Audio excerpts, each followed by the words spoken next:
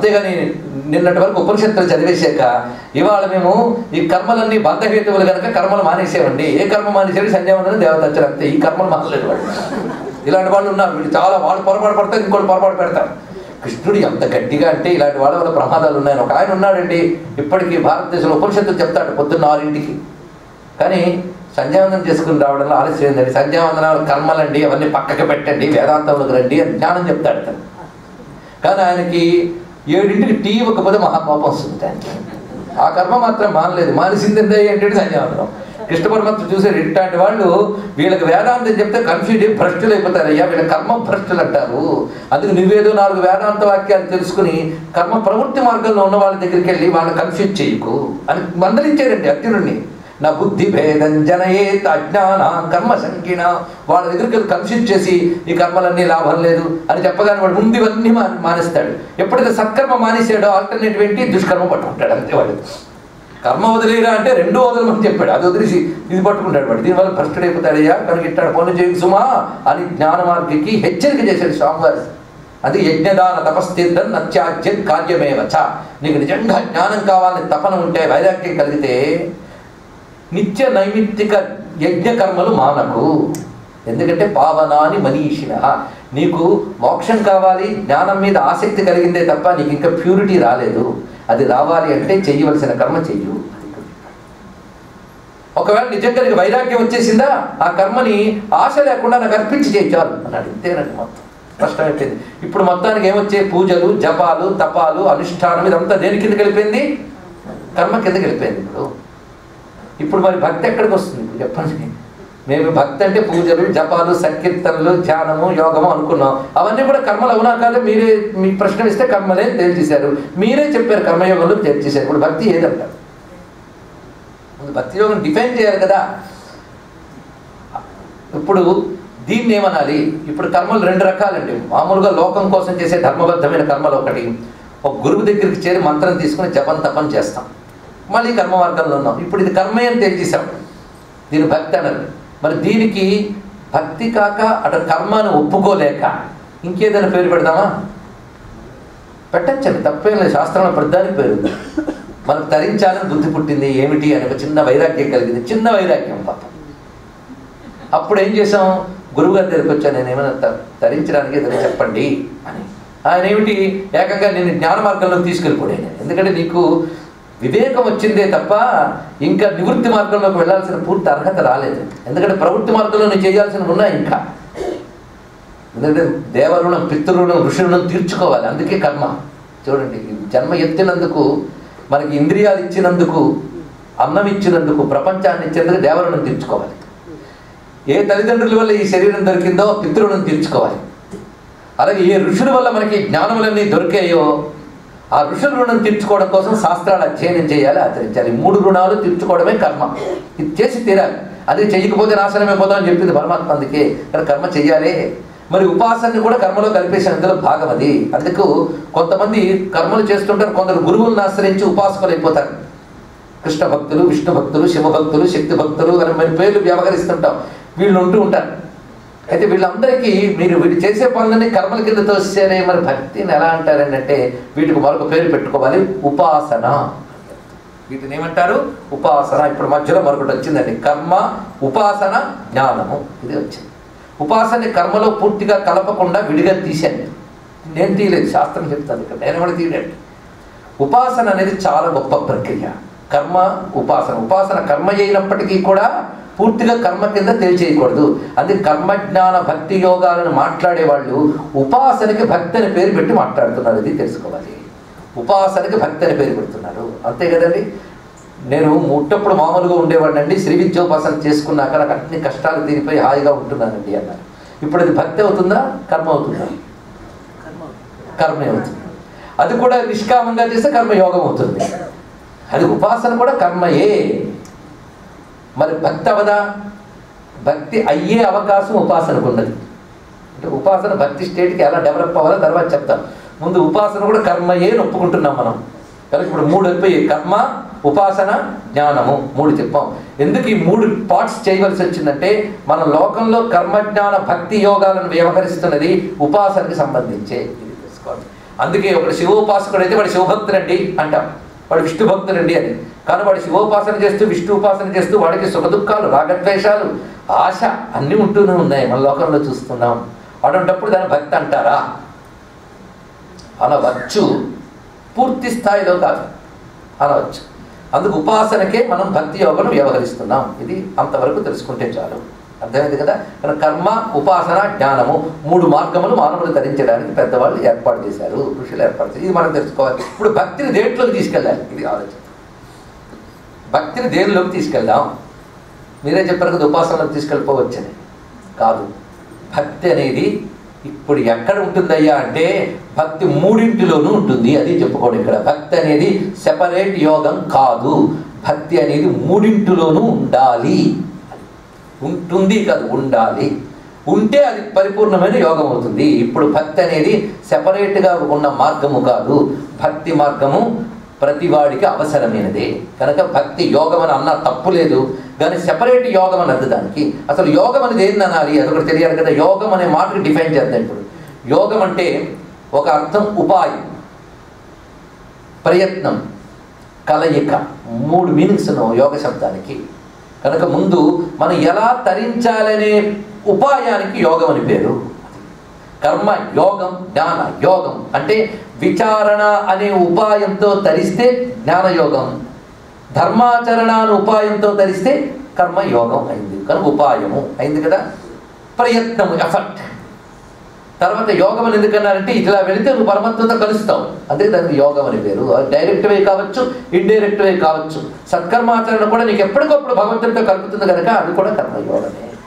అని యోగం అనే పదానికి కూడా అర్థమైపోయింది కదా. ఇప్పుడు భక్తి కూడా పరమాత్మని కలిపేటువంటి గొప్ప వస్తువు కనుక దానికి భక్తి యోగం అనండి, తప్పేం లేదు. ఇప్పుడు ఈ భక్తి యోగం 3ఇంటికి వర్తిస్తోంది అని మనం చెప్పుకుందాం.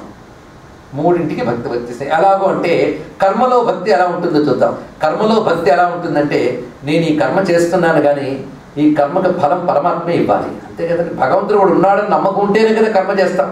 ఈ 3 యోగాలకి బేస్ ఒకటి ఉంది, ఆస్తికత. ఆస్తికత ఏమిటంటారు? ఆస్తికత. ఆస్తికత అంటే ఏమిటి? భగవంతుడు కూడా ఉన్నాడు, ఆస్తికత లేకపోతే ప్రపంచం ఏమైపోతుందండి, అంత ప్రమాదం తెలుసా. ఇవాళ ధర్మబద్ధంగా జీవిస్తున్నావు, నువ్వు కష్టపడడానికి ఫలితం ఉంటుందండి అని మీరు ఎవరిని కన్విన్స్ చేయగలరు? ఆస్తికుడిని మాత్రమే కన్విన్స్ చేయగలరు. నాస్తికుడిని కన్విన్స్ చేయగలరా? అందుకే ఒకవేళ నాస్తికత ప్రపంచంలో వస్తే సర్వనాశనం అయిపోతుంది ప్రపంచం, గుర్తుపెట్టుకోండి. అందుకే ఆస్తికత చాలా ముఖ్యం. ఆస్తికత ఒక్కటే కంట్రోల్ చేయగలదు. ఎందుకంటే నాస్తికులైతే మీరు చట్టాలతోనూ రూల్స్తో, లా అండ్ ఆర్డర్తో కంట్రోల్ చేయలేరు. ఎందుకంటే చట్టం మీరు పెడితే చట్టాన్ని తప్పించుకునే తెలివితేటలు వాడు పెడతాడు. అదే ధర్మం ఉందనుకో, ఆస్తికత ఉందనుకోండి, భగవంతుడు ఉన్నాడు భయమే ఉంటుంది. కానీ కర్మ మార్గంలో భక్తి ఎలా ఉంటుందంటే భగవంతుడు నేను చేసే కర్మకి ఆయనే ఫలం ఇవ్వాలి.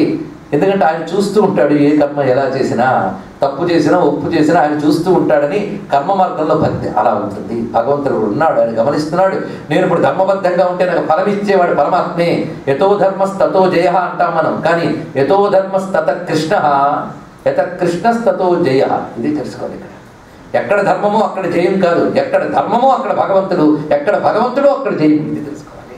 ధర్మరాజుకి జయం ఎందుకు వచ్చిందంటే ధర్మరాజు ధర్మమందు ఉన్నాడు కనుక కాదు, ధర్మరాజు ధర్మమందు ఉన్నాడు కనుక కృష్ణుడు ఆయన దగ్గర ఉన్నాడు కనుక జయం. ఇది తెలుసుకోవాలి. అందుకనే ధర్మం చేస్తుంటే నా జయం ఎందుకు రాదండి, ధర్మానికి పక్కన దైవం ఉండాలయ్యా. అది కేవల కర్మాచరణ, భగవంతుడి యందు ప్రేమ లేకుండా చేశారా అది పనికిరానిది అయిపోతుంది. అందుకే కర్మ చేసేటప్పుడు భగవంతుడిని ఆశ్రయించి భగవంతుడి యందు ప్రేమ కలిగి ఉంటే కర్మ యందు భక్తి. కనుక భక్తి కర్మ మార్గంలో కూడా అవసరమే, ఇది తెలిసిపోయింది. కానీ కర్మ మార్గంలో భక్తి ఉండాలి, లేకపోతే ఎలాగా? ఎందుకంటే ఒక కర్మ చెయ్యాలంటే చేయడానికి శక్తి ఎవరిచ్చారు? అదే స్వామి, నేను ధర్మబద్ధంగా జీవించే బుద్ధి నాకు ఇవ్వు, ధర్మబద్ధంగా ఆచరించగలిగే శక్తి నాకు ఇవ్వు, ఆ ధర్మబద్ధంగా ఏ ఫలం రావాలో అది కూడా నువ్వే ఇవ్వయ్యా అని ఎప్పుడు అడుగుతాడు? కర్మ యందు భక్తి ఉంటేనే అడుగుతాడు కదా. కానీ భక్తి యోగం కర్మలో కూడా కలిసింది, ఇది తెలుసుకోవాల్సింది. అలాగా భక్తి వల్లనే కర్మ నిలబడుతుంది కూడా. ఎందుకంటే కేవలం కర్మ వల్లనే తరించిపోతాను అంటే నీ అహంకారం వచ్చేసింది, అవునా లేదా? నీకున్న లిమిటేషన్స్ చాలా ఉన్నాయి, అంతే కదండి. నేను నా ధర్మ ప్రకారంగా మంచి పనులు చేస్తానండి, నా ఫలితాన్ని నాకు వస్తే మధ్య దేవుడు ఎవడండి అన్నాడండి. వీళ్ళకి కర్మ మీమాంసకులు అంటారండి, వాళ్ళు అది పెద్ద సైన్సే. మీరు ఎవరైనా అడగచ్చు, మీ పిల్లలు ఎక్కువ మంది ఇదే మాట్లాడతారు, హూ ఇస్ గాడ్ అని. అందుకే మీరు బలవంతంగా పిల్లల్ని తెచ్చి కూర్చోబెడితే వాళ్ళు ముళ్ళ మీద కూర్చున్నట్టు కూర్చుంటారు కానీ పాపం వాళ్ళు ఆస్వాదించలేరు. అవునా లేదా? కారణం ఏంటంటే ఆలోచించలేరు. వాళ్ళు ఫిక్స్డ్ ప్రిజుడీస్ అనమాట. ఇవన్నీ కూడా మాకు కావు, ముసలాళ్ళ మరి ఫిక్స్ చేసుకొచ్చేసారు. ఓపెన్ మైండ్తో రాలేదు. అవునా? The come with open mind they will easily understand. అంతే, సందేహం లేదు. అప్పుడు ఆలోచించండి ఇక్కడ. అందుకు కర్మ నేనే చేయగలను, నా ఎఫర్ట్ నేను చేశాను, నా డ్యూటీ నేను చేశాను, నాకు వచ్చిందయ్యా. నిన్ను మించిన డ్యూటీలు చేసిన వాళ్ళు ఉన్నారు, వాళ్ళకి ఏమి రావట్లే, ఏం చెప్తాం? కనుక కర్మ చెయ్యాలన్నా ఫలితం రావాలన్నా పరమాత్మ. ప్రతి వారు నాకు కదిలించేది ఆయన అయినప్పుడు ఆయనపై భక్తి లేకపోతే కర్మ పండుతుందా? అది కేవలం కర్మ చేస్తూ వెళుతున్నా ధరించడం కష్టము. కర్మ యోగం అయ్యేది భగవంతుడి మీద ప్రేమ ఉన్నప్పుడే. కానీ కర్మ యోగం భక్తి వల్లనే యోగం అవుతుంది. ఇది తెలుసుకోవాలి. అందుకే ఇప్పుడు మనందరం కూడా కర్మలో ఉన్న భక్తి కలిస్తేనే కర్మయోగం. ఎందుకంటే మనం మంచి చేద్దాం అనుకుంటాం, కానీ ఎన్ని పనులు ఉంటాయో. ఇవాళ ఎలాగైనా ప్రవచనానికి రావాలనుకుంటామండి, సరిగ్గా తయారైపోయి కూర్చున్నాం. ప్రవచనం వింటే చాలా పుణ్యం. అందులో భగవద్గీతలో ఒక్క శ్లోకం విన్నా పాపాలు పోతాయిట. ఏదో ఎన్ని చేసేమో భగవద్గీత వింటే ప్యూర్ అయిపోతాం అని వచ్చాం, మంచి సత్కర్మే. రావాలని బయలుదేరుతూ ఉంటే అప్పుడే కాలింగ్ బెల్ మోగింది. చాలా ఇంపార్టెంట్ అని ఆఫీసర్ ఎవడో వచ్చి పని పెట్టాడు. అప్పుడు ఏం చేస్తారు అంటే మీ ధర్మం జరగకుండా అడ్డుకుందా లేదా? ఇలాగ మనం ఒకటి చేద్దామంటే ఎన్ని అడ్డంకులు వస్తుంటే, మంచి చేద్దామన్నా మంచి పని చేద్దామన్నా, అవునా లేదా? అప్పుడు భగవంతుడు అనుకూలించారు, ఎక్కడి నుంచే అనుకూలించాలంట. ఒక ఆయన ఒక విషయం చెప్పాడండి, కళ్ళ నీళ్ళు తిరిగా నాకు ఆయన పుట్టుగుడ్డి. కానీ చిత్రం ఏంటంటే ఆయన చిన్నతనంలో ఉపనయనం అయిన దగ్గర నుంచి సంధ్యావందనం చేసుకుంటూ భగవదర్చన చేసుకుంటున్నాడు. గుడ్డివాడైనా రైతు, అది కూడా తెలుసుకోండి. కష్టపడి పని చేసుకుని సంపాదించుకుంటున్నాడు. రోజు సూర్య నమస్కారం చేస్తాడు ఆయన. ఎందుకంటే ఇదివరకు కూడా పాపం వల్ల గుడ్డితనం వచ్చింది. తర్వాత జన్మలకైనా బాధ లేకుండా ఉండాలని సూర్య భగవాన్ని ఆరాధన చేస్తున్నట్టు. ఎంత సంస్కారాలు చూడండి. అది ఎంత అద్భుతమైన simple living and high thinking కలిగినటువంటి మహాత్ములు సామాన్యుల్లా బతికేస్తూ ఉంటారు భారతదేశంలో. తెలుసుకోండి.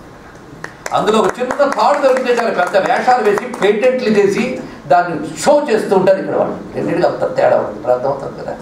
ఆ మహానుభావుడు ఒక మాట చెప్పాడు, ఆశ్చర్యం వేసింది. రోజు భగవంతుడికి నమస్కారం చేస్తున్నట్ట సూర్యుడికి. ఒకరోజు దండం పెడదామని 2 చేతులు దగ్గరికి తెస్తుంటే లోపల ఏదో అనారోగ్యం వచ్చి చేతులు విడిపోతున్నాయి. అప్పుడు ఒక మాట అన్నట్ట, స్వామి ఇన్నాళ్ళు నేను నీకు నమస్కారం చేశాను అనుకుంటున్నాను, ఇన్నాళ్ళు నా చేత నువ్వు నమస్కారం చేయించుకున్నావయ్యా స్వామి అన్నట్టు. అందుకే కర్మ కూడా నువ్వు సరిగ్గా చేయాలంటే భగవంతుడి వల్లనే చేయగలవు. అది కర్మాచరణ చేసేటప్పుడు ఆయన మీద దృష్టి పెట్టుకుని చేసేవనుకో, ఆ కర్మతో నువ్వు బాధపడవు. తప్పకుండా నీకు ఎప్పటికైనా సత్ఫలితం వస్తుంది. దాన్ని మర్చిపోకుండా ఉన్నావు. ఎందుకంటే ఎలా ఇచ్చేవాడు ఆయనే. భక్తుడికి మామూలు వాడికి తేడా ఏమిటంటే, భక్తుడు రియలైజ్డ్ సోల్ అండి, అంతే. రియలైజేషన్ అంతే, నాట్ గెయిన్డ్, నాట్ గాట్, అంతే. ఆయన కొత్తగా పొందిందేం లేదు, రియలైజేషన్. ఇది ఎలాంటిదయ్యా అంటే కథ చెప్తారు పెద్దవాళ్ళు. ఒకడెవడో ట్రైన్ ఎక్కేట, నెత్తి మీద సూట్ కేసు పెట్టుకుని అలా నిలబడి ఉన్నాడు ట్రైన్లో. ఇదేమిట్రా బాబు, ఆయన సీటు దొరికింది కదా కింద పెట్టుకుని సూట్ కేసు అంటున్నాడు పక్క కూర్చున్నవాడు. లేదండి నేను నాకే టికెట్ తీసుకున్నానండి, సూట్ కేసుకి టికెట్ తీసుకోలేదు, అందుకే నెత్తి మీద మోస్తున్నానండి. కూడా నువ్వు టికెట్ తీసుకున్నా తీసుకోకపోయినా రెండింటి మోస్తున్నది ట్రైనే, రెండింటి మోస్తున్నది ఎలాగో ట్రైనే. అది కానీ కిందకి దించేసేవనుకో అది తలనొప్పి ఉండదు, అంతే. ఎలాగో వస్తుంది ట్రైన్. ఇది తెలుసుకోవాలి. మనం ఎన్ని కర్మలు ఎలా చేసినా ఫలితం ఇచ్చేవాడు ఎలాగో భగవంతుడే. నువ్వు ఊరికనే కంగారు పడిపోయి అంతా నీదే అనుకోవడం, ట్రైన్ ఎక్కి నెత్తి మీద పెట్టుకోవడం లాంటిది. భక్తుడైన వాడు పెట్టి కింద పెట్టి ప్రయాణం చేస్తూ రిలీఫ్గా వెళ్ళేవాడు. ఇది తెలుసుకోండి. అదే కర్మ మార్గంలో భక్తి ఇలా ఉంటుంది. వాడు సత్కర్మ చేస్తూ ఉంటాడు. కనుక మనందరికీ ఇదే హాయి అండి. నివృత్తి మార్గం, జ్ఞాన మార్గం అనేది వినడానికి బాగుంటుంది. అక్కడ పెద్దవాళ్ళు కనబడతారు, ఎక్కడో కనబడతారు. ఒకవేళ కనబడితే కాళ్ళ మీద పడదాం, కానీ అందరూ రమణ మహర్షులు కాలేదు. అలాగని ఉన్నదాన్ని నేను తక్కువ అనుకోవద్దు. ఇది తెలుసుకోవాల్సింది. హైదరాబాద్లో ఉన్నవాడు ఇంటి నుంచి కారు వేసుకుని ఫ్లైట్ ఎక్కి అమెరికా వచ్చేస్తాడండి. కానీ ఎక్కడో అమలాపురంలో ఉన్నవాడు అక్కడ నుంచి తన ఇంటి నుంచి రైల్వే స్టేషన్కి వచ్చి అక్కడ ట్రైన్ ఎక్కి అక్కడి నుంచి హైదరాబాద్కి వచ్చి అక్కడి నుంచి మళ్ళీ రావాలి. వాడు అక్కడున్నాడు కనుక అంత టైం పడుతుంది, వాడు ఇక్కడున్నాడు కనుక ఇక్కడ పడుతుంది. అందుకు ఎవడు ఏ స్థితిలో ఉన్నాడో అక్కడి నుంచి ఎలా ప్రయాణించాలో ప్రారంభించాలి. కానీ అల్లవాళ్ళు అలా వెళ్ళారు కదా రమణ మహర్షి, నేను అలా వెళ్తానంటే నీ స్థితి ఏమిటి? అందుకే సృష్టిలో ఏ మార్గం గొప్పది అని అడగద్దు, నాకు ఏ మార్గం గొప్పది అని అడగాలి. రిలేటివ్, ఇది తెలుసుకోవాలి. రిలేటివ్, ఒక్కొక్కడి లెవెల్ ఆఫ్ థాట్ వేరు, అంతే కదా. అందరం మనం మేము అదే భోజనం చేస్తున్నామంటే అదే చేస్తున్నాం, మేము చాకరీ చేస్తున్నాం. ఆయనకి నాకు తేడా ఏంటండి? తేడా చాలా ఉందండి. ఈ సంస్కారాలు, ఇది సంస్కారం అనే మాట వస్తుంది కదా, రిలేటివ్, ఇది తెలిసింది కదా. కనుక కర్మ మార్గంలో ఉండవలసిన భక్తి ఇది. ఇంకా జ్ఞాన మార్గంలో భక్తి. కొందరు అనుకుంటూ ఉంటారు జ్ఞాన మార్గంలో భక్తి ఉండాలి, కానీ భక్తి తర్వాత జ్ఞానం వచ్చేసి ఇంకా భక్తి అక్కర్లేదండి. అది మూర్ఖత్వం. అది మరో మూర్ఖత్వం. జ్ఞానం అంటే ఏమిటి అసలు ముందు అది కూడా తెలియాలి. ఇందాక చెప్పాను జ్ఞాన మార్గము జ్ఞానము. జ్ఞాన మార్గము అనగా మనం పరమాత్మ అంటే ఏమిటో తెలుసుకుంటూ ప్రాపంచిక విషయాన్ని విరక్తి చెంది వదలడం జ్ఞాన మార్గం అన్నాం. అది చేస్తూ చేస్తూ సాధన చేయగా ఒక్క జ్ఞానం వస్తుందిరా, పరమాత్మ తప్ప అన్యము లేదు అనే విషయం జ్ఞాపకం వస్తుంది. అది తెలుసుకోవాలి. అప్పుడు ఉన్నదంతా పరమాత్మ మరొకటి లేదు. ఈ మాట కబుర్లు అందరూ ఆడతారు, కానీ జ్ఞాని తెలిసి అంటాడండి. అంతా రామమయం, ఈ జగమంతా రామమయం. ఇది ఎవరు అనగలరు? ఎవరు వింటే వాళ్ళు అనగలరు, ఎవరు పాడగలితే వాళ్ళు పాడగలరు, అంతే కదా. కానీ అందరూ రామదాసులు అయిపోయి అంతా రామమయం అనే మాటని నిజంగా ఫీల్ అవుదామా? ఎప్పుడైనా మనకి ఏదో పురాణాలు చదివేసాం కనుక అంతటా విష్ణువు ఉన్నాడండి అందరూ అంటారు, కానీ అంతటా విష్ణువుని ఎవరు ఫీల్ అవుతున్నారో చెప్పండి కదా. కనుక ఉన్నట్టు తెలియడం వేరండి, ఉన్నట్టు అనుభవించడం వేరు. రెండింటికి చాలా తేడా ఉన్నది. అందుకు అనుభవం వచ్చేసిందా అప్పుడు అందరూ విష్ణువే. త్వయి మయి చాన్యత్రైకో విష్ణు వ్యర్థం కుప్యసి మయ్య సహిష్ణువు అంటున్నారు శంకర భగవత్పాదు వారు. నీలో నాలో అందరిలో ఒకడే పరమాత్మ అన్నప్పుడు ఇంకా నువ్వు నేను తేడా లేదు. వాడికి అంతేగాని ఏమంటే ఏదైనా భోజనం చేస్తారంటే లేదండి కొంచెం నియమం ఉందంటే అంతా ఒకే పరమాత్మ కదండి వచ్చి తినేయండి అన్నాడు ఒక ఆయన. దేనితో అన్వయిస్తున్నారు ఏమండి? ఆత్మకి ఏవి అంటావు కదండి కనుక ఏదైనా తినచ్చు అని. కానీ ఆత్మకి ఆకలి కూడా వేయదు, వాడికి తెలియదు. అది ఆత్మకి ఆకలి కూడా వేయదు. ఆకలి వేసేది శరీరానికి నియమం ఉంది. నీరు నిప్పు కూడా పరమాత్మే, కానీ రివర్స్లో వాడండి. కనుక దేన్ని ఎలా వాడాలో తెలియాలి. పిచ్చి పిచ్చి మాటలు వినేసి అన్నిటికీ అన్వయించకూడదు. ఇది తెలుసుకోవాలి. అందుకే సమన్వయం వేరు, సాంకర్యం వేరు. రెంటికి చాలా తేడా ఉన్నది. తెలియని పరిస్థితిలో మనం ఉన్నాం. ఎంత లోతుగా ఉంటుందో ఫిలాసఫీ అర్థం చేసుకోండి. కనుక వాడు జ్ఞానియోగి, వాడు అంతా బ్రహ్మమయం అనే స్థితికి వెళ్ళినవాడు. ఆ వెళ్ళే వరకు వాడు ఏం చేస్తాడు? జ్ఞాన మార్గంలో ఆ బ్రహ్మమును తప్ప అన్ని విడిచిపెట్టుతాడు. విడిచిపెట్టగానే బ్రహ్మమే కనబడుతుందిట. అప్పుడు వాడికి అంతా బ్రహ్మమే కనబడుతుందిట. ఎలాగయ్యా అంటే సముద్రం దగ్గరికి వెళ్ళి ఎన్ని కెరటాలో, ఎన్ని నొరగలో, ఎన్ని అలలో అన్నట్టు ఒక ఆయన. ఇంకొక ఆయన వెళ్ళి ఎంత సముద్రమో అన్నట్ట. ఎందుకంటే కెరటాలు నొరగలు అనే భేదం వీడు చూస్తున్నాడు. అన్నీ కలిపి ఒక సముద్రంగా చూస్తున్నాడు. వాడు జ్ఞాని. అంతా కలిపి ఒకటే పరమాత్మ. ఈ శరీరాలు ఉపాధులు కెరటాలు లాంటివి. ఎన్ని కెరటాలున్నా ఉన్నది ఒకటే నీరు, ఎన్ని కెరటాలున్నా ఉన్నది ఒకటే చైతన్యం. వాడు చైతన్య దృష్టితో మాట్లాడుతున్నాడు. వాడు జ్ఞాని. ఆ జ్ఞానం కోసం చేసే సాధన జ్ఞానయోగం అయిపోయింది. ఇప్పుడు భక్తి ఏమిటి? జ్ఞానయోగానికి అప్లై అవ్వదా? కర్మయోగంలో అప్లై అవుతుందని చెప్పేశారు. జ్ఞానయోగంలో భక్తి ఉండదా? భక్తి వేరు, జ్ఞానం వేరన్నాడు ఒక ఆయన. వాడికి భగవద్గీత సరిగ్గా అర్థం కాలేదని అర్థం చేసుకోండి. ఎందుకంటే ఇప్పుడు భక్తి యోగం కృష్ణ పరమాత్మ స్పష్టంగా చెప్తున్నాడు. 4 రకాల భక్తులు ఉంటారయ్యా అన్నాడు ఇక్కడ. చతుర్విధా భజంతే మాం జనా సుకృతినోర్జున ఆర్తో జిజ్ఞాసురర్థార్థి జ్ఞానీ చ భరతర్షభ. సంస్కృతం సరిగ్గా చదవడం తెలియాలండి, అది లేకపోతే ఒక బాధ. ఒక ఆయన అన్నాడు ఎవరి శ్లోకం అంతా అర్థమైంది కానీ ఒక్క అర్థం కాలేదండి. ఏంటంటే జ్ఞానీచులు అంటే ఎవరండి అన్నాడు. అదో నీచులు అనుకుని జ్ఞానీచులు అంటే ఎవరండి? జ్ఞానీ చ, అది చ అంటే మరియు అని అర్థం. భాష తెలియకపోతే వచ్చే ప్రమాదాలు ఇవన్నీ కూడా. జ్ఞానీచులు ఎవరు లేరులేండి, నీచులు ఉండొచ్చు కానీ. సరే జ్ఞాని చ మరియు అని ఎక్సెట్రా అని చెప్పేటప్పుడు ఎండ్ అంటారే అలా అనమాట. అందుకు 4 రకాల భక్తుడు. భజంతే, భజించేవాడు భక్తుడు. ముందు భక్తుడిని ఎవరిని అనాలి? భజించేవాడు భక్తుడు. ఇప్పుడు భక్తి అంటే ఏమిటి? భజించడమే భక్తి. తెలిసినది కదా. నన్ను భజించేవాళ్ళు 4 రకాలుగా ఉంటాడు. చతుర్విధా భజంతే మా, 4 రకాలు ఉన్నారు.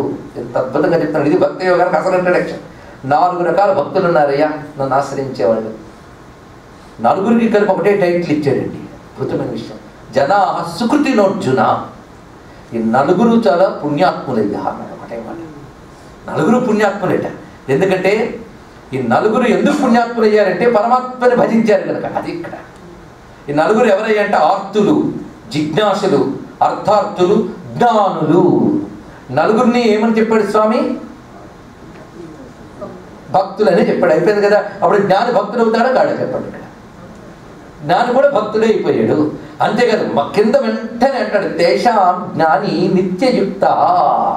ఇందులో జ్ఞాని నిత్యయోగి అన్నాడు. ఇంకో చోట అంటాడు అహం సచ మమ ప్రియ.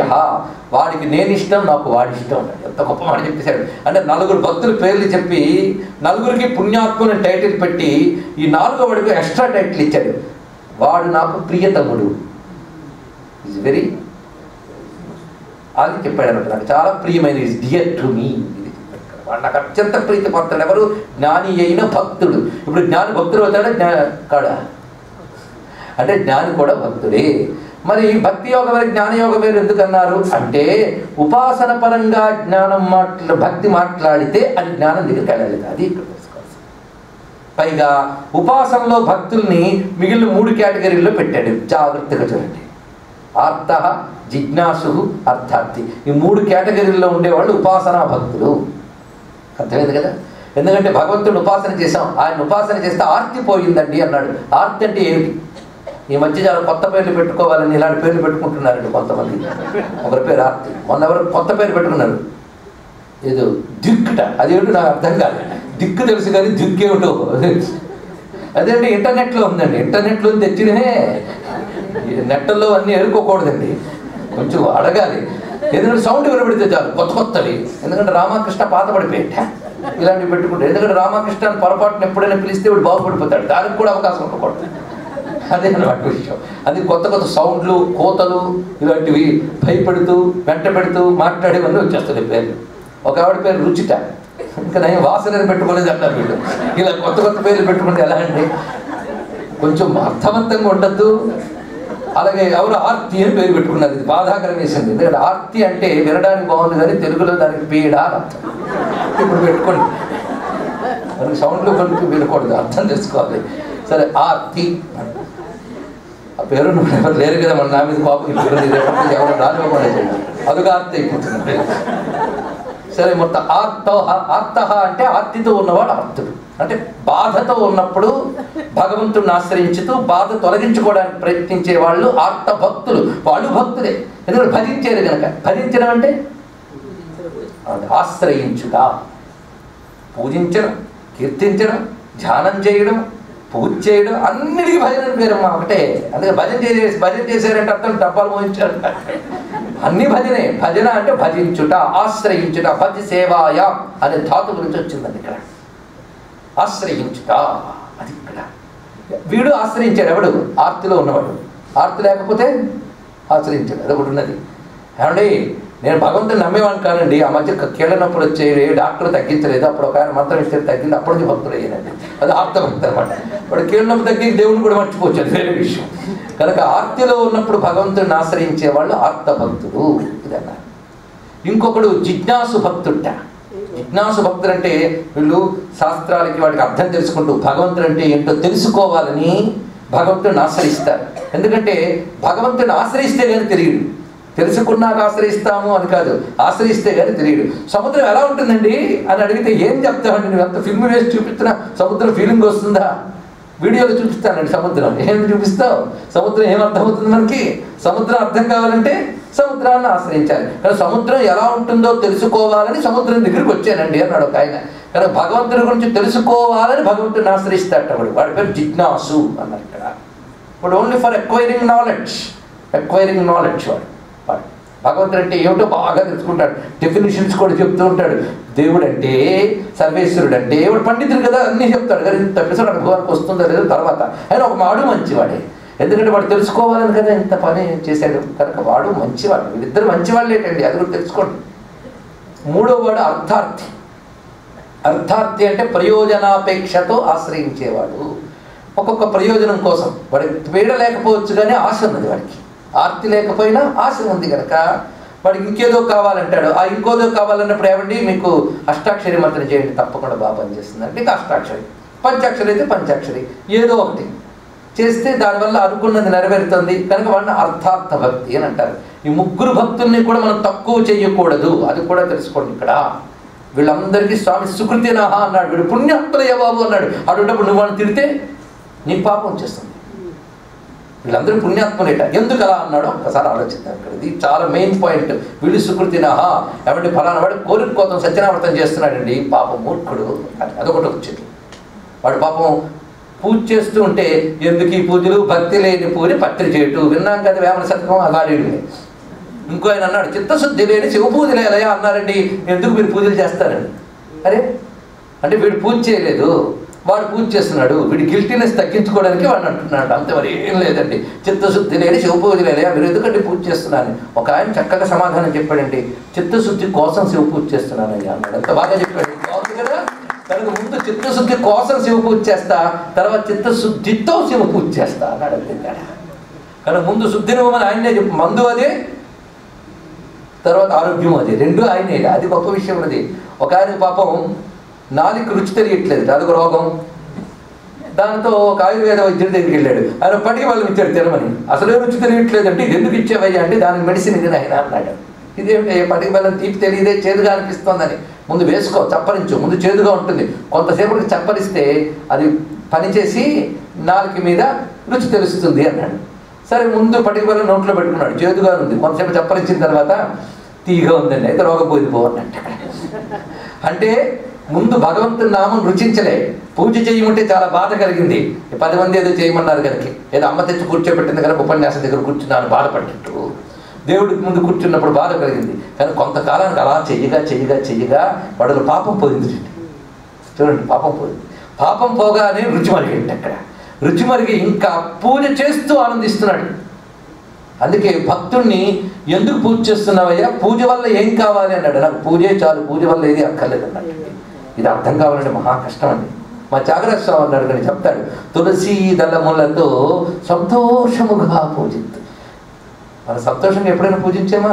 1,00,000 తులసి పూజ చేస్తే ఏదో పుణ్యం, అంతే. తెచ్చేయడం, వేసేయడం, విసిరేయడం స్వామి మీద. ఇంకెంత టైం పడుతుందండి పూజ అవ్వడానికి? చెప్పండి, తొందరగా పూజించండి, వాడికి పని అయిపోయింది. ఇంక సంతోషంగా ఎక్కడుంది? అలాగని చెప్పి ఎలాగో చిత్తశుద్ధి లేనప్పుడు పూజలు ఎందుకంటే మూసేస్తే అసలు ఎప్పటికీ రాదు చిత్తశుద్ధి. చెయ్యగా ఎప్పటికో వస్తుంది. వచ్చింది భక్తి అని ఎప్పుడు తెలుస్తుందంటే దాని రుచి పెరిగితే తెలుస్తుంది. అచ్చంగా పటికి బెల్లం రుచి తెలిసినప్పుడు జబ్బు పోయిందని తెలిసినట్టు కదా. అంత అందంగా చెప్పాడు. కనుక మీరు నలుగురిని కూడా మీరు పుణ్యాత్మలు అనాలట. ఎందుకంటే ఆర్తి ఎవడికి లేదండి, బాధ ఎవడికి లేదు, అందరికీ ఉంది. అర్థం మీద ఆశ ఎవడికి లేదు, అది అందరికీ ఉంది. కానీ ఆర్తిలో ఉన్నప్పుడు భగవంతుని గుర్తొచ్చేది చూసారా, దానికి ఎన్నో జన్మలు పుణ్యం ఉండాలి. ఇది తెలుసుకోవాలి. ఇక్కడ ఆర్తిలో భగవంతుని గుర్తొచ్చి భగవంతుడిని ఆశ్రయించాలని బుద్ధి వచ్చిందే, అది పుణ్యం అంటే. ఇది తెలుసుకోవాల్సింది. అదే ఆర్తి వచ్చినప్పుడు ఏడు చేసి గుండెలు బాదుకున్న వాళ్ళు కొందరుంటే, ఆర్తిలో ఒక్కసారి ఆ మొసలి పట్టి లాగుతూ ఉంటే ఏమిటి అదనుకున్న బలం ఏమైపోయింది? లాభం లేదు. ఇంతవరకు గర్వించాను, ఇప్పుడు తెలిసింది నన్ను మించింది ఒకటి ఉంది అని, నా చేతిలో లేదు అని తెలుసుకున్నాక ఆర్తితో ఒక్కసారి ఏ రూపంబున దీని గెలుతు ఇక మీదే వేల్పు చింతింతు ఎవ్వారింజీరుదు ఎవ్వరిడ్డెమిక ఇవ్వారి ప్రచారోత్తమం వారింపంగల వారలెవ్వరు కృపా వ్యాపార పారాయణం లేరే దిక్కుమాలిన మొరాలింపన్ ప్రపుణ్యాత్మకులు అన్నాడా లేదా? అప్పుడు ఆర్తితో ఆశ్రయించాడు ఎవరా లేదా? ఆ ఆర్తితో ఆశ్రయినా భగవంతుడిని ఆశ్రయించాడు కనుక వాడు పుణ్యాత్ముడే. ఎందుకంటే ఎవడు పట్టుకున్నాడనేది కాదు, దేన్ని పట్టుకున్నాడనే దాన్ని బట్టి చెప్పాలి అన్నది. ఇక్కడ పట్టుకున్న వస్తువు గొప్పది, అది తెలుసుకోండి. ఇక్కడ అందుకు ఆర్తితోనైనా భగవంతుడిని పట్టుకున్నాడు గొప్ప, అర్థార్థి అయినా అంటే ప్రయోజనం కోసమైనా భగవంతుడిని ఆశ్రయించాడు కనుక గొప్ప. ఇప్పుడు ఏదో ప్రయోజనం తీరిపోయింది, కానీ ఇప్పుడు ఆశ్రయించిన పుణ్యం పోదుట. ఈ పుణ్యం తర్వాత జన్మల్లోనో లేదా ఈ జన్మలోనో అది వర్క్ చేసి వాడు నిజమైన జ్ఞానిగా మార్చివేస్తుంది. అప్పుడు వాడు తప్పకుండా ముక్తి చెందుతాడు. కనుకనే ఆర్తో జిజ్ఞాసురర్థార్థి క్రమశఃనైనా ముక్తి పొందుతారయ్యా.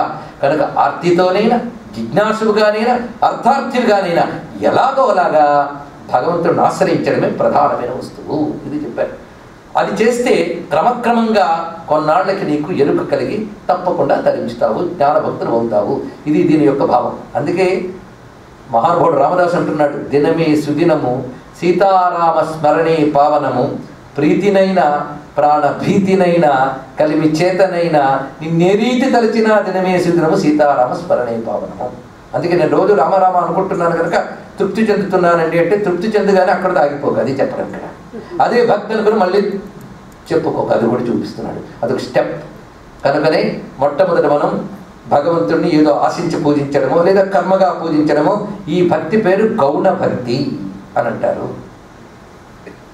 అది కేవలం పరమాత్మ యందు ప్రేమతో మాత్రమే ఆశ్రయిస్తూ మరే భావం లేకుండా ఆయన యందు అఖండమైన ప్రేమ పెట్టుకుని నాకేమీ అక్కర్లేదయ్యా, ఆ పరమాత్మ తప్ప అన్యం అక్కర్లేదని పట్టుకుంటే దానికి ముఖ్య భక్తి అని పేరు. ఆ ముఖ్య భక్తి, ముఖ్యం అంటే ప్రధానం, గౌణం అంటే అంత ప్రధానము కానిది అని అర్థం.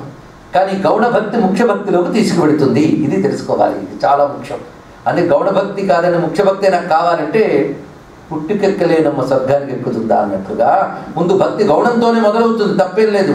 కనుక సకామ భక్తి నిష్కామ భక్తి మరొక పేరుంది. ఎన్ని భక్తుల పేర్లు ఉంటాయో కన్ఫ్యూజ్ అయిపోవద్దండి. అన్నీ జాగ్రత్తగా తీసుకుంటే మనకి క్లారిటీ వచ్చేస్తాం. క్లారిటీ ఇవ్వాలని నా ప్రయత్నం నేను చేస్తున్నాను, లేదా చేస్తున్నాను అనుకుంటున్నాను. అవతల వాళ్ళ రిసీవింగ్ ఎలా ఉంటుంది అది. మొత్తానికి ఇక్కడ గౌణ భక్తి ముఖ్య భక్తికి మరొక పేరు మనం సకామ భక్తి నిష్కామ భక్తి అని అంటుంటారు. కొందరు అంటారు నిష్కామ భక్తి చాలా గొప్పదండి అని అంటాం, కానీ అది రావడం కూడా కష్టం ఉంది. సకామ భక్తి అయినా తప్పు లేదు, తెలుసుకోండి. సకామ భక్తి అయినా తప్పు లేదు. అయితే సకామ భక్తి ధర్మబద్ధమైన కామంతో ఉంటే తప్పు లేదు, ఇది తెలుసుకోండి. ధర్మబద్ధమైన కామంతో సకామ భక్తి కలిగి ఉంటేట కొన్నాళ్ళకి అలా మనస్సును ప్యూరిఫై చేసి అది నిష్కామ భక్తిగా మారుస్తాట. దీనికి మన రామకృష్ణ పరమహంస గొప్ప ఉదాహరణ చెప్పేవారండి. ఒక ఇద్దరు సాధకులు కలిసి తపస్సుకు వెళ్ళారట అడవిలోకి. ఒక్కొక్కరు తోడు ఉంటారు, అంతే కదండి. సాధకులకు ఒకరికొకరు తోడు, అది చాలా మంచిది. అందుకే ఇద్దరు ఒకే దేవతా భక్తులు కలిస్తే వాళ్ళ ఆనందం చూడాలండి. ఓ మీరు విష్ణు భక్తులు రెండు కూర్చుందాం, మీరు శివభక్తులైనా రెండు కూర్చుందాం, చాలా బాగుంటుంది. అందుకే ఒకే రకమైన సాధకులు ఇద్దరు కాళీమాత భక్తులు. ఇద్దరు వెళ్ళి అరణ్యానికి వెళ్ళి తపస్సు చేస్తున్నారు. కఠినంగా ఇద్దరు ఒకేలా తపస్సు చేశారట. గురువు కూడా ఒక్కడే. ఒకే గురువు దగ్గర ఒకే మంత్రం తీసుకుని ఒకే పద్ధతిలో ఒకే శ్రద్ధతో ఇద్దరు తపస్సు చేశారు. ఇద్దరు తపస్సుకి సంతోషించి ఒక్కసారి కాళీదేవి ప్రత్యక్షమైంది. ఇద్దరు కాళీలు ఉండరుగా, ఆవిడ ఒక్కరే. ఎందుకంటే మనకి పడలేదని రెండు వెంకటేశ్వరులు చేయొచ్చు కానీ వెంకటేశ్వరుడు ఒక్కడే. మనకి పడలేదని రెండు బాబాలు చేయొచ్చు కానీ బాబాగారు ఒక్కడే. ఎందుకంటే ఇక్కడ ఇవన్నీ తొలగాలి కదా. సరే, మొత్తానికి ఒకే కాళీమాత కనబడిందిట. కనబడగానే ఒక ఆయన ఆనందపరచుడే చూసాడు, ఒకడు మూర్ఛపోయిండు అంత కాళీదేవుని చూడగానే. ఈయన ఆనందపరచుడు అయిపోయిన వాడికి కొంత డౌట్ వచ్చింది. ఈయన డౌట్ పడదామని మూర్చిపోయాడు, డౌట్ పడడానికి అవకాశం లేదు. ఈయన కొంతసేపు అమ్మా నువ్వు అనుగ్రహించావు, నేను అఖండ ఆనందాన్ని అనుభవించానని చిన్న డౌట్ అమ్మా అన్నాడు. ఏంటంటే మా ఇద్దరికి నువ్వు కనబడ్డావు, ఆయన ఎందుకు మూర్చిపోయాడు, నేను ఎందుకు నిలబడ్డానంటే నువ్వు గర్జన్మలు ఇలాంటి మూర్ఛలు చాలా పోయాడు ఆయన. అర్థమవుతుంది కదా. అందుకే వీడు ఎన్నో చేసి ఇక్కడికి వచ్చాడు, వీడు ఎప్పటి నుంచో చేస్తూ వచ్చినవాడు, అది తెలియాల్సింది. అందుకే ఇవాళ రామకృష్ణ పరమహంస పుట్టుకతోనే గొప్పవాడు అయ్యాడండి అంటే ఇంతకుముందు పుట్టుకలు ఎన్ని చేశాడో ఇప్పుడు మనమున్న స్టేట్లో ఆయన గత జన్మలో ఎక్కడో ఉన్నాడు. అందుకే భక్తి సాధనలో నిరుత్సాహం కూడదు, ఇది తెలుసుకోవాల్సిన గొప్ప విషయం. ఎలాగోలాగా భగవంతుడి వైపు తిరిగావు, అదొక్కటి చాలు, అది ముందు తెలుసుకోవాల్సిన గొప్ప మాట. ఎలాగోలాగా అమ్మ చెప్పిందనో నాన్న చెప్పాడనో తిరిగావు, చాలా సంతోషం. ఎప్పటికో అప్పుడు నువ్వే తెలుసుకుంటావు. 10 మార్లు అదే అంటూ ఉంటే ఎప్పటికో ఏదో తెలుసుకుంటే బాగుండి అనిపించిందా లేదండి. ఇంత ఉపన్యాసం చెప్తుంటే ఎవడికో జాలి కలుగుతుంది. 2 గంటలే అరుస్తున్నాడు, ఒక్కటైనా వింటామని. అవునా కదండి. ఆ జాలికుడు ఒకటైనా వింటాడు, ఆ ఒక్కటే పని చేస్తుంది. అలాగా ముందు అటువైపు ఎలాగో అలా తిరగాలండి. తిరిగితే ఎప్పటికైనా ఫలిస్తుంది, ఇది తెలుసుకోవాల్సిన గొప్ప విషయం, అంత అద్భుతమైన విషయం. అందుకే తిరిగేవి కనుక అదే గొప్ప భక్తి అని అది మళ్ళీ చెప్పడం. కూడా ఎంత ఉత్సాహపరచాలో ఎంత జాగ్రత్త పెంచాలండి, రెండో అవసరమే. పిల్లాడు ఎల్కేజీ యూకేజీ పాస్ అయిపోయాడు, స్కూల్ ర్యాంక్, ఇంకా పెద్ద పార్టీ చేశారు. జనాలు అందరూ వచ్చారు, విడిపోయారు. ఆ పిల్లాడికి అంత గర్వం వచ్చిందని చదువు పూర్తి అయిపోయింది. ఇప్పుడు పార్టీ చేసినట్టు మాత్రం చదువు పూర్తి అయిపోయిందా, అది ఇట్స్ ఎంకరేజ్మెంట్. ఎలాగో వాడు అంత చదువుదామని ప్రారంభించాడు కనుక ఇట్స్ ఓకే, అది ఇక్కడ తెలుసుకోవాల్సింది. దానికి మీరు అప్రిషియేట్ చేయండి, చాక్లెట్లు పంచండి, చాలా సంతోషం. కానీ చదువు చాలనైనా చాలా పర్ఫెక్ట్ అని కండి, అది వచ్చింది బాగా. కనుకనే ఇవన్నీ కూడా భక్తులే, సందేహం లేదు. ఇవన్నీ కూడా గౌణ భక్తులు.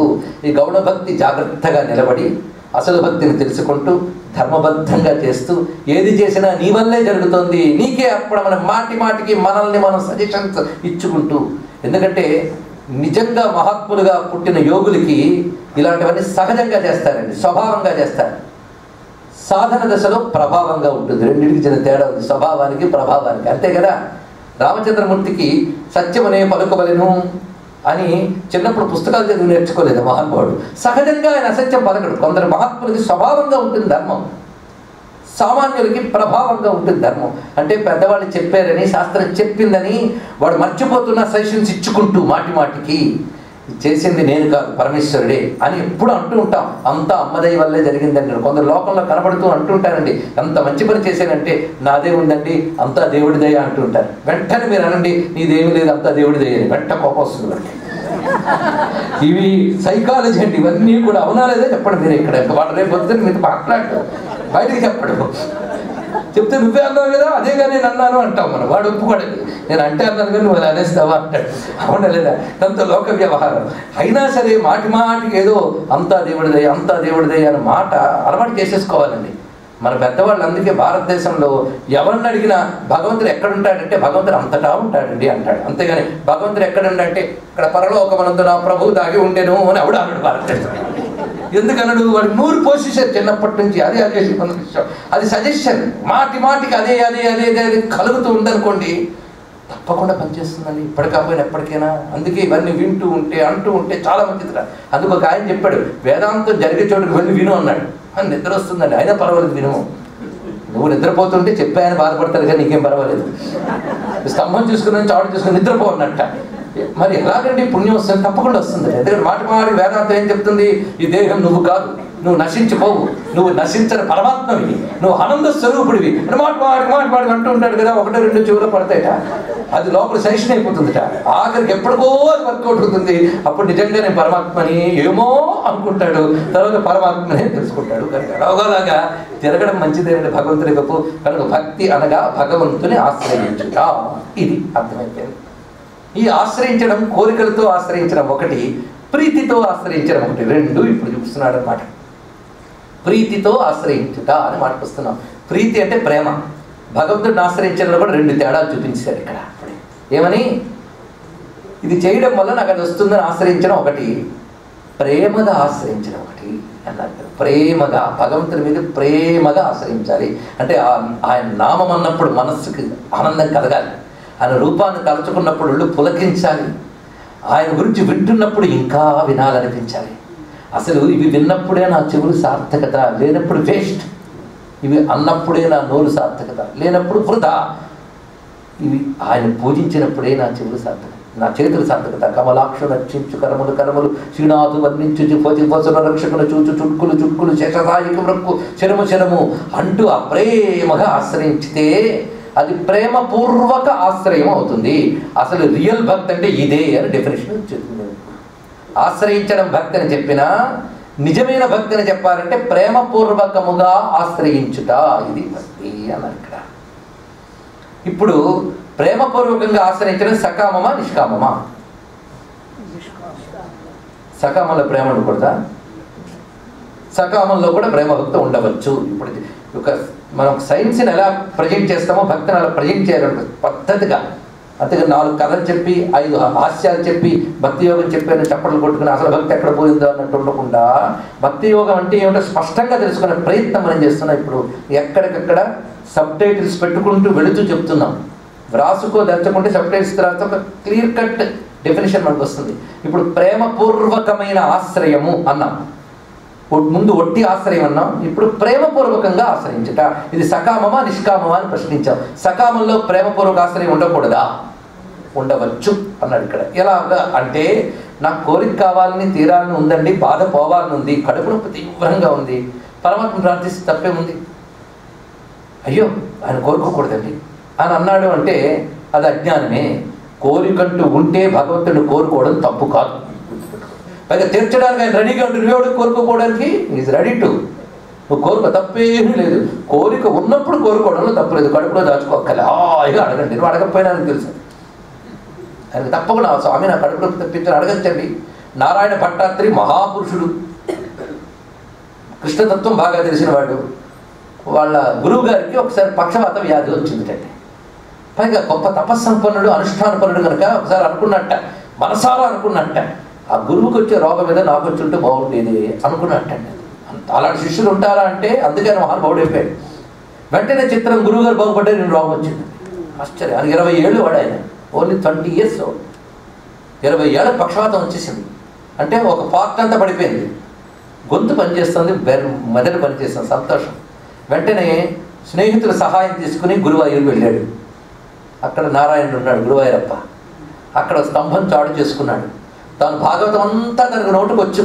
ఆ కృష్ణుని చూస్తూ ఏడుస్తూ రోజుకు 10 శ్లోకాలు చెప్పున గానం చేసేటండి. భాగవతం ఎడిటోల్డ్ అలా గానం చేస్తున్నాడు. ఒక దశకం ప్రతి దశకం చివరికి అంటాడు, నా రోగాన్ని పోగొట్టు. ప్రతి దశకం చివర అంటాడు రోగాన్ని పోగొట్టు. అలా మొత్తం 1000 శ్లోకాలు రాశాడు. 100 దశకాలు. 100వ దశకం పూర్తయిందో లేదో మొత్తం రోగం పోయిందండి. చిత్రం. ఆయన కృష్ణానుగ్రహం లభించింది. అది చదివిన మనం బాగుపడిపోతున్నాం ఇప్పుడు. అంటే భగవంతుడిని కోరికతో కోరద్దని చెప్పచ్చా? పైగా భగవంతుడి కోరిక తెచ్చలేడా? ఆయన ఏ కోరికైనా తెచ్చగలడు, సర్వసమర్థుడు. అదే నిష్కామ భక్తి గొప్పదే, కానీ నిష్కామ భక్తితో ఉంటే నువ్వు అడగకుండానే నీకేం కావాలో అన్నీ చూసుకుంటాటండి. సకామ భక్తితో చూస్తే నువ్వు అడిగేవి అంతే, అడిగినా అడగకపోయినా అమ్మ అన్నం పెడుతుంది. కానీ ఆకలేస్తుందమ్మా అంటే కొంచెం తొందరగా పెడుతుంది అంతే తప్ప అన్నం పెట్టడం మానేస్తుందండి. అమ్మ నువ్వు అడగలేదు కదరా అందుకే నేను భోజనం పెట్టలేదు, ఏ తల్లి అందా ఎంతవరకు చెప్పండి ఇక్కడ. అందుకు ఎలాగైనా అమ్మ అన్నం పెడుతుందిలే అని నిష్కామ భక్తులు అనుకుంటాడు.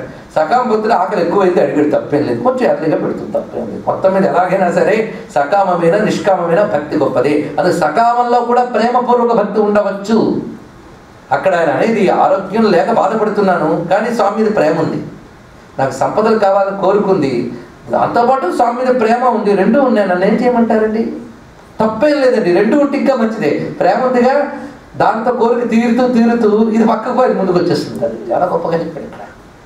ప్రేమపూర్వకంగా ఆశ్రయించినప్పుడు కోరికలు తీరుతూ ఉంటే నీ లోపల కోరిక తీరిన వెంటనే దాని మీద వైరాగ్యం కలుగుతుంది. అది చూడండి ఇక్కడ. అదే ధర్మబద్ధంగా భక్తి కలిగిన వాడికి కోరికలు తీరేక వైరాగ్యం కలుగుతుంది. కానీ ధర్మము భక్తి లేకుండా కోరికలు తీర్చుకుంటున్న వాడికి కోరిక తర్వాత కోరిక పుడుతూ జన్మ తర్వాత జన్మ దొరుకుతూ నరకం తర్వాత నరకంలోకి షిఫ్ట్ అవుతూ ఉంటాడు. ఇది తేడా అవుతుంది. అక్కడుంది పట్టంతా. ఇప్పుడు తెలిసింది కదా. ఆ కారణం చేతనే సకామ భక్తిలో కూడా ప్రేమ ఉండవచ్చు, నిష్కామ భక్తిలో కూడా ప్రేమ ఉండొచ్చు. ఎందుకంటే ఒక ఆవిడ అందుట, ఏమండి నాకు మీరు ఈ నగ కావాలి, తర్వాత నాకు ఈ చీర కొనాలి, నా ఇంట్లో ఈ వస్తువు పెట్టాలి, ఇవన్నీ అడుగుతుంది వాళ్ళ ఆయన్ని. సరే తప్పకుండా ఇస్తాను. ఇంకొక ఆవిడ ఎందుట, ఇవన్నీ తెచ్చుకోండి, తర్వాత మీరు ఏవే పేరు పర్వాలేదు. ఇక్కడ మొదట ఆవిడ్ని, అమ్మ నీకు నగలు నట్రాలు అది కావాలా లేదా భగవంతుడు కావాలా, ఏది this or that, only choice నీకే ఇస్తున్నాను అంటే, అయితే ఈ నగ నట్ట నాకు అక్కర్లేదు, భగవంతుడే కావాలి. ఈమెకి ఏది దిస్ ఆర్ దట్టు అన్నారు, చెప్పుకోవడానికి బాగోదు కానీ నాకు ఇదే కావాలి, ఆయన ఏమి పేరు పర్వాలేదు. కేవల సకామ భక్తి రెండో లాంటిది, ప్రేమతో కూడిన సకామ భక్తి మొదటి లాంటిది. ఇది తెలుసుకోవాల్సింది. అందుకే అది అడగడం తప్పేమీ లేదు, అది ఉన్నా అది. కానీ భగవంతుడు ఏది దిస్ ఆర్ దట్ అన్నాడు, అది కూడా వచ్చింది. ఆయన నన్ను ప్రేమిస్తున్నావు కనుక తప్పకుండా నీకు తీరుస్తాను. పైగా నువ్వు ఇప్పుడు ఈ కోరిక తీరితే బాగుండు అనుకుంటున్నావు, కానీ నిజంగా ఈ కోరిక తీరితే నేను బాగోదు కనుక తీర్చాను. అది ఇప్పుడు నీకు తెలియదు, తర్వాత రియలైజ్ అవుతావు. అంతే కదా. చిన్నపిల్లాడికి వెంటనే అంత ఆవకాయ తినాలని ఎర్రగా కనబడుతుంది, ముద్దుగా తినాలనిపించిందండి, అది తినేస్తానన్నాడు. అమ్మ వెంటనే బోర్ నిండా వేసిస్తుందా? ఇవ్వదు. వాడు దీపం చూశాడు, ఎర్రగా ఉంది, నోట్లో పెట్టుకొని పరిగెడుతున్నాడు పిల్లాడు. అమ్మ వెనక్కి లాగింది. అప్పుడు అమ్మ రాక్షసిలా కనబడుతుంది పిల్లాడికి. అవునా లేదా? వాడుకుంటూ మెచ్యూరిటీ వచ్చిన తర్వాత తెలిసింది అమ్మ నన్ను దీపం దగ్గరికి తీసుకెళ్ళక కాపాడింది అని. లాగినప్పుడు మాత్రం రాక్షసి అనిపించింది. అలాగే కోరిక తీర్చినప్పుడు భగవంతుడి మీద కోపం వస్తుంది. అది కోపం పోవాలంటే మన మెచ్యూరిటీ రావాలి. అందుకే భక్తిలో సకామ భక్తిలో ఎలా ఉంటుందంటే, ప్రేమ ఉన్నప్పుడు ఒకవేళ తీరకపోయినా ఆయన నిందించడు, సహిస్తాడు. ఇది తెలుసుకోవాల్సింది. అదే సకామంలో ప్రేమ లేదనుకోండి, ఇది కాకపోతే అది, అది కాకపోతే షిఫ్ట్ అవుతూ ఉంటాడు. వాడు ఏ దేవుడు కాపాడి తెలుసుకోండి ఇక్కడ. నీ మతమునందు నీ దేవుడు ఉద్ధరించాడు, నేను 10 రూపాయలు ఇచ్చేదను, నా మతంలోకి మారము అంటే వాడికి ఆ దేవుడు ఉద్ధరించి నీ మతం ఉద్ధరించాడు. ఇట్టించాడు వెళ్ళాడు కదా, భ్రష్టుడైన అరగాలిపోతాడు. ఇది తెలుసుకోండి ఇక్కడ. ఇలాగ భక్తి గురించి ఇంత స్పష్టమైన అవగాహన మనకి కలగాలంటే ఒక్క పూటతో అయిపోతుందా? అందుకే మనకి ఇంకా 2 పూటలు. చాలా సంతోషం. ఇప్పటి వరకు చెప్పుకున్న దాని భావాన్ని మనం సారాంశంగా గ్రహిస్తే, పరమాత్మ మనం తరింపజేయడానికి 2 యోగములు, కర్మయోగం, జ్ఞానయోగం. భక్తి రెండింటికి వర్తిస్తున్నది. జ్ఞానయోగంలో కేవల ప్రేమపూర్వక భక్తి ఉంటుంది. వాడు పరమాత్మ తెలిసాడు, ఆయనే ప్రేమిస్తున్నాడు, ప్రపంచం లేదు. వాడు జ్ఞానంలోకి వెళ్ళి ప్రేమతో ఉన్నాడు. కొందరు కేవలం ప్రేమతో ఉంటారు, వాడు జ్ఞానం వచ్చేస్తుంది, అది వేరే విషయం. కానీ జ్ఞానభక్తిలో ప్రేమ మాత్రమే ఉంటుంది. అందుకే ఎప్పుడైనా డెఫినేషన్ ఇచ్చేటప్పుడు పర్ఫెక్ట్ డెఫినేషన్ ఇవ్వాలి కనుక, అల్టిమేట్ డెఫినేషన్ ఇవ్వాలి కనుక, నారదులు వారు భక్తి సూత్రాల్లో భక్తి అంటే ఏమిటయ్యి అంటే, సాత్వస్మిన్ పరమ ప్రేమ రూప. ఇది అసలు భక్తి అన్నాడు. కేవలం ప్రేమయే భక్తి అన్నాడు. భగవంతుడిపై అచంచలమైన ప్రేమ ప్రేమ ప్రేమ ప్రేమ. ఆ ప్రేమలో సందేహం లేదు. సందేహం ఉంటే ప్రేమ ఎలా అవుతుందండి? కనుక సందేహం లేదు, అఖండమైన ప్రేమ. అది ఉంటే చాలు, నాకు ఏమి పోయినా పర్వాలేదు అనే స్థితి ఉంటే అది అల్టిమేట్. ఆ భక్తి వచ్చేసింది అనుకోండి, మరి ముక్తి వేరే లేదుట. ఆ భక్తే ముక్తి, ఇది తెలుసుకోవాల్సింది. అందుకే అలాంటి భక్తి వచ్చిన వాడికి మళ్ళీ ముక్తి కోసం ప్రయత్నము కాదు, అప్పుడు భక్తి మార్గము కాదు, యోగము కాదు, భక్తి ఫలం, భక్తి యోగం, ఇది తెలుసుకోవాల్సింది. కనుక భక్తి కర్మ మార్గంలో ఉన్నప్పుడు ఎలా ఉంది, జ్ఞాన మార్గంలో ఉన్నప్పుడు ఎలా ఉందో ఇప్పుడు మనం స్పష్టంగా చెప్పుకున్నాం. ఉపాసనా మార్గం అనేది ఇప్పుడు మనం తీసుకుంటే, ఉపాసన మార్గం కర్మలో ఉన్న ధర్మబద్ధంగా చేస్తూ పరమాత్మ మీద ప్రేమ కూడా కలుపుకుంటే ఈ ఉపాసనకు భక్తిగా పూర్ణ ప్రేమ రూపంతో పండిపోతుంది. అప్పుడు ఉపాసన జ్ఞానంగా మారిపోతుంది, పరిణమిస్తుంది. అందుకే ఉపాసన కర్మలో కలపకుండా వేరే ఒక పార్ట్ చేయడం జరిగింది. ఇప్పుడు తెలిసింది కదా. కనుక ఉపాసన నిష్కామంగా ప్రేమగా లేదా సకామంగా ప్రేమగా చెయ్యగా చెయ్యగా చెయ్యగా అది అనుభవంగా మారి పండిపోయి జ్ఞానం అయిపోతుంది. అందుకు ఉపాసన మధ్యలో పెట్టారండి. ఎలాగయ్యా మధ్యలో పెట్టారంటే అది కర్మకి పనికొస్తుంది, జ్ఞానానికి పనికొస్తుంది కనుక అని బోధించారు ఇక్కడ. అందుకు మనం భగవంతుడిని ఉపాసిస్తూ కోరికలతో ఉపాసించిన ప్రేమగా ఆయన గురించి తెలుసుకుంటూ తెలుస్తున్న కొద్దీ ప్రేమిస్తూ, ఎంత బాగుంది కదండి. ఒక పండు ఉన్నదండి, మనం దుకాణానికి వెళ్ళినప్పుడు పక్కవాడు చెప్తాడు, ఈ పండు తింటే గుండెకి చాలా మంచిదండి, చాలా మంచిది, ఫైబర్ ఎక్కువ, అజీర్ణం పోతుంది, ఇంకా పండు మీద ఎంత ప్రేమ పెరుగుతుందో జాగ్రత్తగా తెచ్చుకుంటాం. చూసారా, తెలిస్తే ప్రేమ పెరిగిందా లేదా? నాకు అవన్నీ తెలియదండి, అదంటే చాలా ఇష్టం అన్నాడు ఒక ఆయన. నీ అదృష్టమయ్యా, ఏది ఒంటికి మంచిదో అదే ఇష్టమైంది నీకు. కనుక కొందరికి చెప్పకుండానే భగవంతుడి మీద ప్రేమ కలుగుతుందండి, కొందరికి తెలిసి ప్రేమ మీద కలుగుతుంది. కనుక జ్ఞానముతో ప్రేమ పొందిన వాడు కొందరు, కొందరు ప్రేమతో జ్ఞానులైపోయిన వాడు కొందరు. ప్రేమతో జ్ఞానులైపోయిన వారు గోపికలు, జ్ఞానులై ప్రేమించినటువంటి వాడు సనక సనందనాథులు. ఇది తెలుసుకోవాల్సింది. కనుక భక్తి అటు ఇటు కూడా సరిపోయిందా లేదా మీరు చెప్పండి. ఇక్కడ భక్తికి ఇవాళ చెప్పినవన్నీ నిజానికి సంపూర్ణ సూత్రములు, వీటిని మననం చేసుకుంటున్నాండి ఇప్పుడు.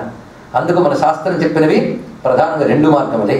మరి ధ్యానయోగం ఇవన్నీ ఉన్నాయి కదా, మళ్ళీ గోల అది ఉంది, అది కూడా దీంట్లోకే. అది భక్తిలో ధ్యానం ఉంది, అన్నీ ఇప్పుడు మనం చూడాలి. భక్తిలో సాధనలు, అందుకే ముందు గౌడ భక్తిలో సాధన ఉంటుంది, ముఖ్య భక్తిలో సిద్ధి ఉంటుంది. సాధన లేని సిద్ధి ఎక్కడ వస్తుంది? అందుకు మనం ఇప్పుడు ఉపాసనా మార్గంలో భగవంతుడిని ఆశ్రయిస్తూ కర్మ మార్గంలో ఉన్నాం కనుక, ఎంత కర్మ మార్గంలో ఉన్నా పూర్తిగా ధర్మబద్ధంగా లేము అని మనకు తెలుసు కనుక, ఏదో చెయ్యగలిగినంత చేస్తున్నాం కానీ చెయ్యవలసినంత చేయడం లేదు కనుక, చెయ్యవలసినంత చెయ్యకపోతే రావలసినంత ఫలితం రాదు కనుక. అవునా లేదండి? నేను సగం దూరమే నడుస్తానండి, నాకు గమ్యం వచ్చేయాలంటే వస్తుందా అండి? నువ్వు ఫుల్ నడవాల్సిందే. కానీ కర్మయోగం ఎంత కష్టం అంటే, నువ్వు కర్మయోగం పరిపూర్ణంగా చెయ్యగలవా? మహా కష్టం. భక్తి లేకపోతే కర్మయోగం ఎంత ప్రమాదమో చూడండి. ఆ కర్మ పరిపూర్ణంగా చేస్తే కానీ ఫలితం రాదు. అది భక్తితో కర్మ చేసేమనుకోండి, ఏదో చేయగలిగినంత చేస్తాం. భక్తి పక్కన ఉందిగా, వాడు ఏం చేస్తాడంటే, నువ్వు చేయగలిగినంత చేసావు కదా, పాప మిగిలింది నేను చూస్తానని పరమాత్మ నువ్వు చేయవలసినంత చేస్తే రావలసినంత ఏది రావాలో దాన్నంతటిని చేయగలిగినంత చేసి దానికి ఇచ్చేస్తాడండి. అది గొప్ప విషయం. అందుకే మనకి ఏ వ్రతం చేసినా కృష్ణార్పణం అంటారు. ఒక ఆయన పాపం చివరికి చాలా బాధపడిపోయాడు, ఇంత చేసి కృష్ణార్పణం చేసేయాలండి అని బాధ. ఎందుకంటే నువ్వు చేసిన దాని లోపాలు ఎన్నున్నాయో, ఎందుకంటే హ్యూమన్ లిమిటేషన్, అజ్ఞానం చాలా ఉంది, కాన్సన్ట్రేషన్ లేదు, పద్ధతులు ఎక్కడ లోపం చేసావో తెలియదు. కృష్ణార్పణం అన్నావనుకో ఆయన తీసేసుకుంటాడు, తీసి దానిలో లోపాలన్నీ తీసేస్తాడు. నీకేం కావాలో, నీకేది అవసరమో అది చేసి ఇచ్చేస్తాడు. అది అందుకే కర్మలో భక్తి అంత బాగా పనికొచ్చింది. ఇక్కడ జ్ఞానంలో భక్తే ఉంది, మరేమీ లేదు. కానీ కర్మలో భక్తి సహకరిస్తుంది, భక్తి జ్ఞానంగా పండిపోతుంది. కనుక భక్తి పట్టుకుని కర్మ చేస్తూ ఉంటే ఈ భక్తి జ్ఞానంగా పండిపోతుంది. ఆ జ్ఞానం మనకు మోక్షమై ఫలిస్తుంది. అందుకే భక్తి ఇప్పుడు ఎంత గొప్పదో తెలిసింది కదా. భక్తి అంటే స్పష్టమైన అవగాహన కలిగింది. కనుక భక్తి ప్రతివాడికి అన్ని మార్గాల్లో ఉండవలసినదే. ఇది మనం తెలుసుకుని ఆ భక్తితో భగవంతుడు నమస్కారం చేద్దాం. భక్తి నిమ్మని భగవంతుడు నమస్కారం చేసుకుందాం. సర్వం శ్రీకృష్ణ చరణారవిందార్పణమస్తు. స్వస్తి స్వస్తి ప్రజాభ్య పరిపాలయంతాం న్యాయేన మార్గేణ మహిం మహిషాః. గోబ్రాహ్మణేభ్యः శుభమస్తు నిత్యం. లోకాః సమస్తాః సుఖినో భవంతు. శ్రీకాంతాయ కళ్యాణనిధేర్ధినాం శ్రీవేంకటనివాసాయ శ్రీనివాసాయ మంగళం. శ్రీమద్రమారమణ గోవిందో హరి గోవింద. రేపటి రోజు మనం సాధన భక్తి గురించి చెప్పుకుందాం. ఎలాగ భక్తితో సాధన చేయాలి, ఎలా భగవంతుడు రియలైజ్ చేసుకోవాలనే విషయాన్ని రేపు ప్రస్తావన చేసుకుందాం. నమః పార్వతీపదే హర హర మహాదేవ.